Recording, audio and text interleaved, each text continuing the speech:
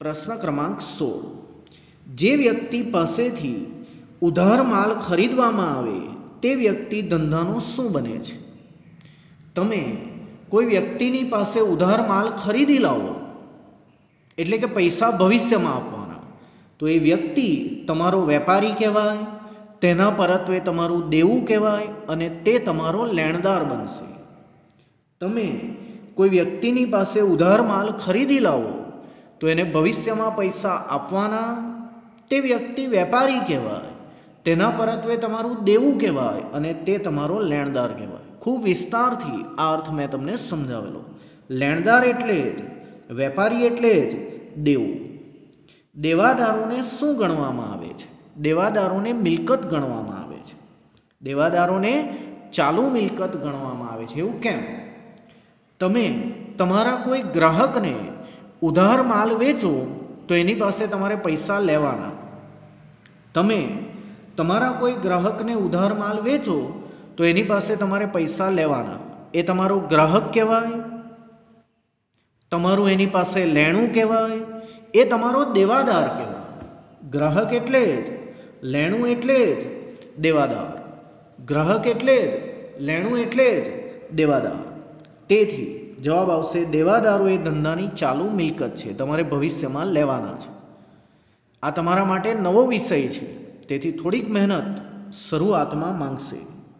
धंधानी रोजबरोजनी आवकोनो जावको परनो वधारो एटले शुं कहेवाय? आवकनो जावक परनो वधारो एटले के तमारी आवक वधारे छे अने जावक तो ओછી જ છે તો સારું, એને નફો કહેવાય। છઠ્ઠા ધોરણમાં આવે રૂપિયા આવે વધારે અને જાય ઓછા તો એ નફાની સ્થિતિ કહેવાય। આગળ સામાન્ય રીતે દેવી હુંડી શેમાંથી ઉદ્ભવે છે? સામાન્ય રીતે દેવી હુંડી લેણદારોમાંથી ઉદ્ભવે છે, કારણ કે તમે કોઈને પૈસા ન ચૂકવો તો એ દેવું કહેવાય। તમે વેપારીને पैसा न चूकवो तो ये देवुं कहेवाय। तेथी ते व्यक्ति लेणी हुंडी लखशे अने तमे स्वीकारशो ए तमारा माटे देवी हुंडी कहेवाय। तेथी देवी हुंडी सामान्यतः लेणदारोमांथी उद्भवे छे। जो के एनुं चेप्टर आपणे भाग 2 ना पुस्तकमां जोईशुं। प्रश्न क्रमांक 20 हिसाबी पद्धतिना मुख्यत्वे केटला प्रकार पाडवामां आव्या छे? हिसाबी पद्धतिना 3 प्रकार पाडवामां आव्या छे। पड़तर हिसाबी पद्धति, नाणाकीय हिसाबी पद्धति, संचालकीय हिसाबी पद्धति। हिसाबी पद्धतिना 3 प्रकार पाडवामां आव्या छे। पड़तर हिसाबी पद्धति, नाणाकीय हिसाबी पद्धति, संचालकीय हिसाबी पद्धति।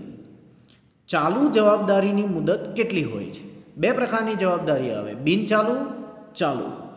2 प्रकारनी जवाबदारी आवे, बिन चालू, चालू। चालू जवाबदारी एटले 1 वर्षथी ओછી અને બિન ચાલુ જવાબદારી એટલે 1 વર્ષથી વધુ।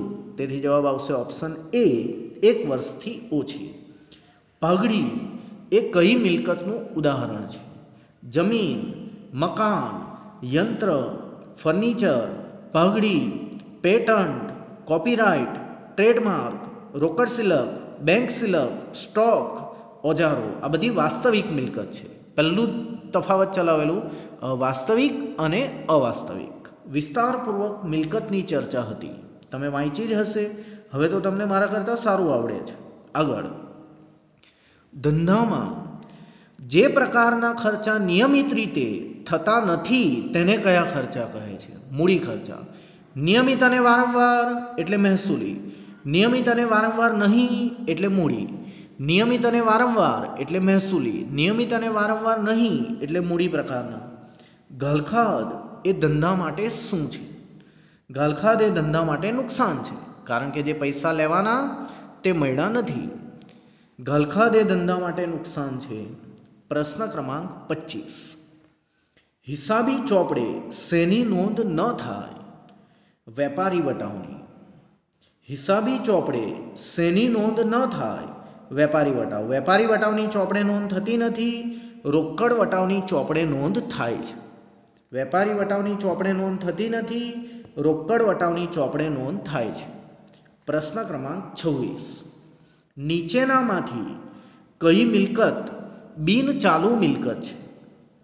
નીચેનામાંથી કઈ મિલકત બિન ચાલુ મિલકત છે એટલે કે લાંબા ગાળાની છે, સ્થિર છે, સ્થાયી છે? જવાબ આવશે ફ્રેન્ચાઇઝી. જે રીતે પગડી, પેટર્ન, કોપીરાઇટ, ટ્રેડમાર્ક એમાં જે એક ફ્રેન્ચાઇઝી આવે એ હું તમને ભવિષ્યમાં સમજાવીશ. એ બિન ચાલુ મિલકત છે. નંબર 27. અંગત વપરાશ માટે લીધેલ રોકડથી માલિકનું શું ઘટે છે? અરે, અંગત વપરાશ માટે રોકડા લઈ ગયા તો મૂડી ઘટશે, કારણ કે ઉપાડ કહેવાય. અંગત વપરાશ માટે રોકડા લઈ ગયા તો મૂડી ઘટશે, કારણ કે ઉપાડ કહેવાય. ઉપાડને કારણે માલિકની મૂડી ઘટશે. ઓપ્શન સી મૂડી. નંબર 28. વેપારી, આ તમને આવડશે. વેપારી જે ચીજ વસ્તુનો વેપાર કરતો હોય તેને શું કહેવાય? માલ કહેવાય. વેપારી જે ચીજ વસ્તુનો વેપાર કરતો હોય તેને માલ કહે છે. આગળ, જીવન વીમા પ્રીમિયમ એ ધંધા માટે કયો ખર્ચ છે? સાંભળો, ધંધાને જીવંત વ્યક્તિ માનવામાં આવતો નથી. ધંધો એ તો કૃત્રિમ છે. ધંધાને જીવંત વ્યક્તિ માનવામાં આવતું નથી. ધંધો એ તો કૃત્રિમ છે, પરંતુ ધંધાનો માલિક એ જીવંત વ્યક્તિ છે, સજીવ વ્યક્તિ છે. અને જીવન વીમો એ સજીવ વ્યક્તિનો ઉતારવામાં આવે. તેથી ધંધાના માલિકનો જીવન વીમો એ અંગત ખર્ચ છે, ધંધાનો ખર્ચ નથી. આવતા ચેપ્ટરમાં હું એનો વિસ્તાર કરીશ. ધંધાના માલિકનો જીવન વીમો એ તેનો અંગત ખર્ચ છે, ઉપાડ કહેવાય, ધંધાનો ખર્ચ નથી. પ્રશ્ન ક્રમાંક 30. લાંબા ગાળાનું દેવું કરીને મેળવેલ રકમને શું કહે છે? મૂડી આવક. લાંબા ગાળાનું દેવું કરીને મેળવેલી રકમને શું કહે છે? મૂડી આવક. જેમ કે લોન લેવી, પહેલો જ સવાલ ચલાવેલો. લોન લેવી એ ભાગ્યે જ અને લાંબા ગાળાનું દેવું કરીને કરેલું છે, તેથી મૂડી આવક કહેવાશે. 30 પ્રશ્નો ચલાવ્યા વિકલ્પવાળા. આમાંથી કદાચ કોઈ પ્રશ્ન પૂછાઈ જાય.